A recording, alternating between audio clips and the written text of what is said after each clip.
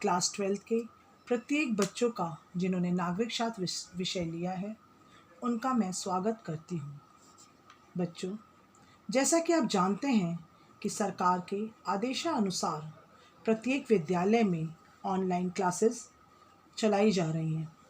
बच्चों, हमारे विद्यालय में भी 15 तारीख से ऑनलाइन क्लासेस चल रही हैं। बच्चों, ऑनलाइन क्लासेस आपकी सुविधा के लिए चलाई जा रही है ताकि आप अपने घरों में रहकर अर्थात सुरक्षित रहकर शिक्षा को ग्रहण कर सकें। इसलिए 12th क्लास के प्रत्येक बच्चों से यही अनुरोध है कि आप अपने अपने विषय की क्लास को ज़रूर अटेंड करें। बच्चों, इस विषय की यानी कि नागरिक शास्त्र विषय की जो ऑनलाइन क्लासेस हैं ये आज दूसरी क्लास है, क्योंकि जो मैंने 16 को पढ़ाया था यानी कि शीत युद्ध के बारे में, और कुछ बच्चे उस समय इस ग्रुप से नहीं जुड़े थे। इसलिए बच्चों, आज इस पार्ट को यानी कि शीत युद्ध का दौर को मैं फिर से समझाऊंगी। बच्चों, उस दिन मैंने इस पार्ट का पहला भाग पढ़ाया था और उस दिन कई बच्चे पहले भाग को अटेंड नहीं कर पाए थे। इसलिए आज मैं पहला और दूसरा भाग दोनों पढ़ाऊंगी। बच्चों, आज जो हम पाठ पढ़ाने जा रहे हैं उसका नाम क्या है? शीत युद्ध का दौर। उस दिन भी हमने इसी को समझाया था, लेकिन सबसे पहले हमें जानना ये ज़रूरी है कि आखिर शीत युद्ध होता क्या है, शीत युद्ध का अभिप्राय क्या है। बच्चों, शीत युद्ध, सबसे पहले मन में ये सवाल उठता है कि शीत युद्ध होता क्या है। जैसा कि हम जानते हैं कि युद्ध का मतलब होता है लड़ाई झगड़ा, और आगे उसके अगर हम शीत लगा दें तो इसका अर्थ होता जाता है कि लड़ाई की संभावना तो रहती है लेकिन लड़ाई नहीं होती। जब दो या दो से अधिक देशों के बीच ऐसी स्थिति बन जाए कि लगे युद्ध होकर रहेगा परंतु वास्तव में कोई युद्ध ना हो। बच्चों, शीत युद्ध में युद्ध की पूरी संभावना रहती है, युद्ध की आशंका भी रहती है, डर तनाव संघर्ष जारी रहता है, लेकिन युद्ध नहीं होता। ऐसा दुनिया में एक बार हुआ था। कब हुआ था? 1945 से लेकर 1990 के बीच अमेरिका और सोवियत संघ के बीच में हुआ था, यानी 45 साल तक ये चला। उस समय ऐसा लगता था कि अब युद्ध हो जाएगा, पर युद्ध नहीं हुआ। 45 साल का ये दौर शीत युद्ध के दौर कहलाता है। क्या कहलाता है बच्चों? ये 45 साल का दौर शीत युद्ध का दौर कहलाता है। बच्चों, अब हम देखते हैं शीत युद्ध के उदय के प्रमुख कारण क्या थे। पहला कारण था परस्पर संदेह एवं भय। दोनों गुटों के देशों के मध्य शीत युद्ध का कारण परस्पर संदेह, अविश्वास, डर,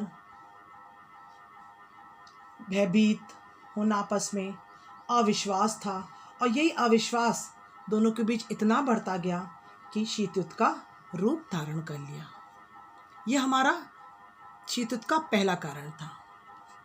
बच्चों, अब हम आते हैं शीत युद्ध के उदय के दूसरे कारण पर। दूसरा कारण विरोधी विचारधाराएं, यानी कि उनकी जो आपस की विचारधाराएं थीं वो मेल ही नहीं खाती थी, एक दूसरे की विरोध में रहती थी। जैसा कि अमेरिका और सोवियत संघ के बीच जो लड़ाई थी वो दोनों विरोध विचारधाराएं थीं। अब विचारधाराओं की लड़ाई कैसी थी? तो अमेरिका सोचता था कि उसकी विचारधारा सही है, इधर सोवियत संघ सोचता था कि उसकी विचारधारा सही है। दुनिया को आर्थिक सामाजिक जीवन को सूत्रबद्ध करने के लिए सबसे अच्छा तरीका यही था। सोवियत संघ का ये कहना था कि दुनिया में समाजवादी विचारधारा हो, यही सबसे बेहतर है, लेकिन अमेरिका सोचता था कि पूंजीवाद दुनिया में सबसे बेहतर है। जैसा कि बच्चों आप जानते हैं कि समाजवाद में व्यवस्था सरकार के हाथ में होती है और ये व्यवस्था बेहतर होती है। जो कि सोवियत संघ का मानना था। लेकिन अमेरिका सोचता था कि पूंजीवाद में जो कि ज़्यादातर व्यवस्था निजी हाथों में होती है, इसमें ज़्यादा ध्यान व्यापार पर लगा दिया जाता है। अमेरिका कहता था कि पूंजीवाद सबसे अच्छा है और सोवियत संघ का कहना था कि समाजवाद सबसे अच्छा है। और इसी बीच की दोनों की लड़ाई थी, यानी कि दोनों की जो विचारधाराएं थी कभी भी मेल नहीं खाती थी, और यही आगे बढ़ के शीत युद्ध का रूप ले लिया। बच्चों, द्वितीय विश्व युद्ध के बाद दोनों महाशक्तियां के बीच में हथियारों की होड़ शुरू हो गई। क्या की होड़ शुरू हो गई?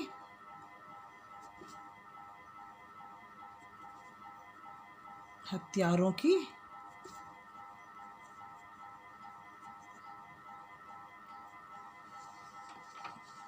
और उनके बीच हथियारों की जो होड़ शुरू हुई, यही घटनाक्रम भी शीत युद्ध का कारण बन गई। 1945 के बाद जब दूसरा विश्व युद्ध समाप्त हो गया, तब एकदम से अमेरिका और सोवियत संघ ताकत बनकर सामने आए। उनके अंदर ये होता था कि हम ज़्यादा ताकतवर हैं, और दूसरा कहता था हम ताकतवर हैं। और साथ ही साथ ये भी होने लगा कि अमेरिका से ज़्यादा ताकतवर हो जाऊं, ये सोवियत संघ सोचता था। और दोनों में हथियार इकट्ठे करने क्या कर दिया, शुरू कर दिया। दोनों ने हथियार इकट्ठा करना शुरू कर दिया, और यही हथियारों की होड़ शीत युद्ध का भी कारण बनी। बच्चों, अब हम तीसरे पॉइंट पे आते हैं, जो है जर्मनी का घटनाक्रम। बच्चों, द्वितीय विश्व युद्ध के बाद जर्मनी दो भागों में बढ़ गया। कितने भागों में बढ़ गया? दो भागों में। पूर्वी जर्मनी साम्यवादी शक्तियां ने सत्ता संभाली, जबकि पश्चिमी हिस्से में अमेरिका, ग्रेट ब्रिटेन तथा फ्रांस की साम्यवादी विरोध शक्तियों से सत्ता की बागडोर ने अपने हाथों में रख ली। इस कारण से क्या हुआ बच्चों? निरंतर तनावपूर्ण स्थिति बढ़ती गई, और ये भी शीत युद्ध का कारण बनता चला गया। बच्चों, अब हम माल्टा समझौते की अवहेलना पर आते हैं। ये भी एक शीत युद्ध का कारण बन के रहा, क्योंकि सोवियत संघ माल्टा समझौते की अवहेलना कर रहा था, और पोलैंड में साम्यवादी सरकार स्थापित करने में मददगार रहा। वो उसकी अवहेलना इसलिए कर रहा था कि उसके रूल को मानने को तैयार ही नहीं था। बच्चों, अब हम पांचवें पॉइंट पे आते हैं, पाश्चात्य देशों द्वारा सोवियत संघ विरोधी प्रचार। बच्चों, पाश्चात्य देशों ने जो सोवियत संघ विरोधी प्रचार अभियान जो बहुत ही जोर शोर से चल रहा था, इसके पीछे इनका ये उद्देश्य था कि अधिक से अधिक राज्य सोवियत संघ के विरुद्ध इकट्ठे हो जाएं और सोवियत संघ अलग होकर रह जाए। ये हमारा पांचवा कारण भी शीत युद्ध का कारण बन के रहा। बच्चों, ये छठा पॉइंट जो हमारा है, सोवियत संघ द्वारा पाश्चात्य देशों के विरुद्ध प्रचार। जैसा कि आप जानते हैं कि सोवियत संघ ने भी प्रचार के माध्यमों का प्रयोग किया, और प्रयोग करते हुए पाश्चात्य देशों के खिलाफ प्रचार अभियान चलाया। और क्या हुआ कि अमेरिका ने साम्यवाद के प्रसार पर अंकुश लगा दिया, और ये भी ये कारण शीत युद्ध का बन गया। और शीत युद्ध होना तो संभव था, क्योंकि क्या हुआ कि अमेरिका ने साम्यवाद के प्रसार पर अंकुश लगा दिया, यानी कि रोक दिया। बच्चों, अब हम सातवें पॉइंट पे आते हैं। जो सातवां पॉइंट है, अणु बम का रहस्य सोवियत संघ से छिपाना, यानी कि ये भी शीत युद्ध का मुख्य कारण था। शीत युद्ध के उदय का एक अन्य महत्वपूर्ण कारण इसलिए ये बना क्योंकि संयुक्त राज्य अमेरिका, ग्रेट ब्रिटेन ने अणु बम के अनुसंधान को सोवियत संघ में छिपा कर रखा हुआ था, और इस वजह से सोवियत संघ को बहुत ही ठेस पहुंचा, क्योंकि उनको इस बात का पता नहीं था, और इस वजह से दोनों महाशक्तियों में काफ़ी दरार पैदा हो गई। बच्चों, अब हम आते हैं शीत युद्ध का प्रभाव। जो शीत युद्ध हुआ, इसका प्रभाव क्या पड़ा? सकारात्मक प्रभाव भी पड़ा और नकारात्मक प्रभाव भी पड़ा। पहले हम आते हैं सकारात्मक प्रभाव पे। पहला जो है कि शांतिपूर्ण सह अस्तित्व को प्रोत्साहन मिलना। बच्चों, ये दोनों जो महाशक्तियाँ थीं, सोवियत संघ और अमेरिका, जब इनके बीच शीत युद्ध की भयानक स्थिति का रूप ले लिया, इसका असर ये पड़ा कि संपूर्ण विश्व के विभिन्न देशों के मध्य शांतिपूर्ण सह अस्तित्व को प्रोत्साहन मिला। यानी जो विश्व में जो पूरे देश थे, उनमें खुद को ऐसा एहसास होने लगा कि अपने में एक शांतिपूर्ण माहौल बना के रखें। बच्चों, शीत युद्ध का जो सकारात्मक का प्रभाव जो दूसरा था, गुट निरपेक्ष आंदोलन की उत्पत्ति। क्या था? गुट निरपेक्ष आंदोलन की उत्पत्ति। यानी कि जो दोनों महाशक्तियाँ थी, संयुक्त राज्य अमेरिका और सोवियत संघ में शीत युद्ध का कारण प्रमुख विश्व में दो प्रतिद्वंदी गुट बन गए। अब दोनों गुट जब बढ़ गए तो इन दोनों गुटों में सम्मिलित होने से बचने के लिए गुट निरपेक्ष आंदोलन का जन्म हुआ। और ये हमारा क्या था? सकारात्मक प्रभाव जो कि शीत युद्ध के कारण पड़ा था। इसका प्रभाव क्या हुआ कि गुट निरपेक्ष आंदोलन का जन्म हुआ। बच्चों, सकारात्मक की जो तीसरा पॉइंट है, नव अंतर्राष्ट्रीय आर्थिक व्यवस्था की धारणा का जन्म। जैसा कि बच्चों जानते हो कि गुट निरपेक्ष आंदोलन में सम्मिलित अधिकांश देशों को अल्प विकसित देश का दर्जा प्राप्त था और इन देशों के समक्ष मुख्य चुनौती थी कि अपने देश का आर्थिक विकास करना था और कैसे किया जाए। इसी सोच के कारण नव अंतर्राष्ट्रीय आर्थिक व्यवस्था की धारणा का जन्म हुआ।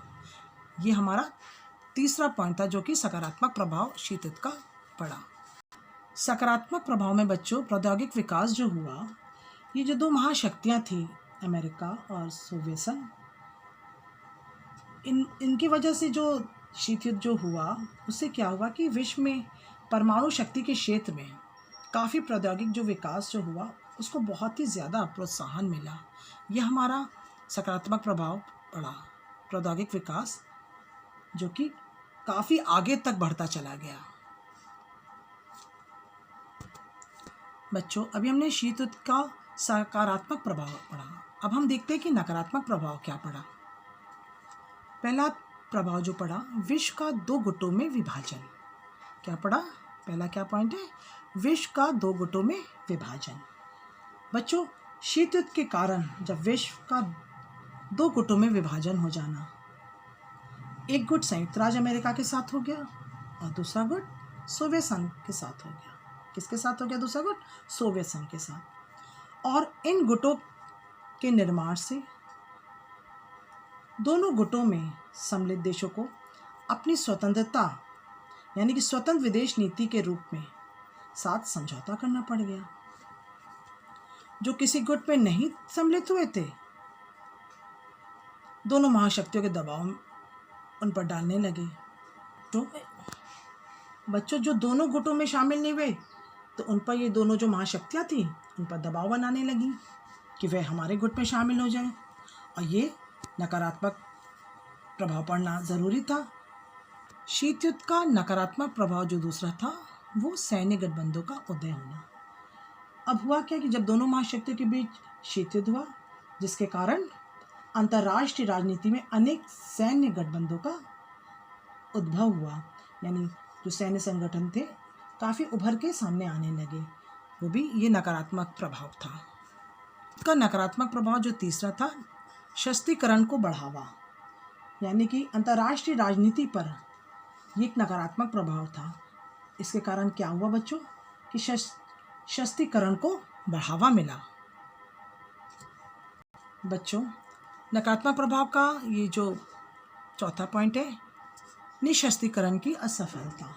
जैसा कि बच्चों जानते हो कि शीत युद्ध के निरंतर तनाव भरे वातावरण से मुक्ति प्राप्त करने के लिए, यानी कि जो मुक्ति प्राप्त इनको हुई थी, उससे क्या हुआ कि देशों द्वारा विभिन्न देशों में निःशस्त्रीकरण का प्रयास किया जाने लगा और इनको फिर भी असफलता प्राप्त हुई, क्योंकि जो दोनों महाशक्तियाँ थीं उनको तो हथियारों की होड़ थी। दोनों दिखाना चाहते कि मेरे पास सबसे ज़्यादा हथियार हैं। और इससे क्या हुआ कि विभिन्न देशों में निशस्त्रीकरण का प्रयास जो किया जा रहा था उनको असफलता मिली और वो अप्रभावी बना रह गया। बच्चों, जो ये 45 साल का शीत युद्ध का जो दौर चला, इससे क्या हुआ, जो नकारात्मक प्रभाव पड़ा, अंतर्राष्ट्रीय राजनीति में भय और संदेह का वातावरण बना रहा, जिससे क्या हुआ कि शीत युद्ध की समाप्ति तक ये निरंतर चलता रहा। बच्चों, शीत युद्ध का जो नकारात्मक प्रभाव, परमाणु युद्ध का भय, ये इस बात को दिखाता है कि जब द्वितीय विश्व युद्ध के दौरान संयुक्त राज्य अमेरिका ने जापान पर परमाणु बमों का प्रयोग किया, तो इसी होड़ के कारण सोवियत संघ ने भी परमाणु अस्त्रों का विकास किया। अब इससे क्या होने लगा, सारे विश्व में एक भय सा छाता गया। उनको परमाणु युद्ध का भय होने लगा और एक डर की स्थिति बनती चली गई। लेकिन ये संकट आगे चलकर टल गया था। बच्चों, अब हम आते हैं शीत युद्ध के दौर के दूसरे भाग पर भी हम आते हैं और ये देखते हैं कि गुट निरपेक्षता का अर्थ क्या होता है ना। बच्चों, अब हमें ये जानना ज़रूरी है कि गुट निरपेक्षता का अर्थ क्या होता है ना। जैसा कि आप जानते हो बच्चों कि किसी भी देश को प्रत्येक मुद्दे पर गुण दोष के आधार पर निर्णय लेने की जो स्वतंत्रता होती है और राष्ट्रीय हित एवं विश्व शांति के आधार पर गुटों से अलग रहते हुए जो स्वतंत्रता प्राप्त होती है वो गुट निरपेक्षता कहलाती है। अर्थात गुट निरपेक्षता का अर्थ है कि महाशक्ति के किसी भी गुट में शामिल ना होना। बच्चों, इन गुटों के जो सैन्य गठबंधन थे, जो उनके बीच में जो संधियां हुई थी, उनसे अलग रहना। और ये दोनों जो गुट जो थे, उनकी अपनी स्वतंत्र विदेश नीति होना और उनका पालन करते हुए विश्व राजनीति में भाग लेना, यही मेन गुट निरपेक्षता का अर्थ है। बच्चों, अब हम आते हैं गुट निरपेक्ष आंदोलन में भारत की क्या भूमिका रही। जैसा कि हम पहला पॉइंट देखते हैं, गुट निरपेक्ष आंदोलन का संस्थापक, यानी कि जो भारत हमारा देश है वो गुट निरपेक्ष आंदोलन का संस्थापक रहा। जैसा कि बच्चों आप जानते हो, भारत गुट निरपेक्ष आंदोलन का संस्थापक सदस्य रहा।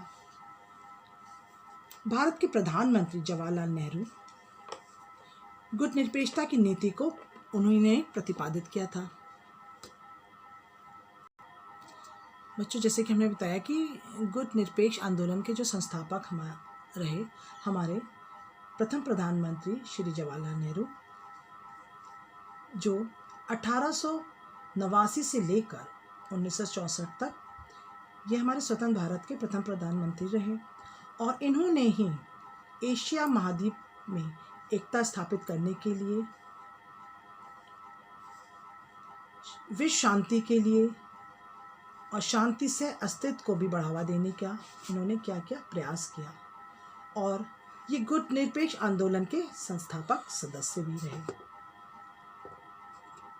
जैसा कि हम बच्चों गुट निरपेक्ष आंदोलन के बारे में बता रहे हैं, तो ये जानना ज़रूरी कि आखिर ये आंदोलन कैसे कहलाया।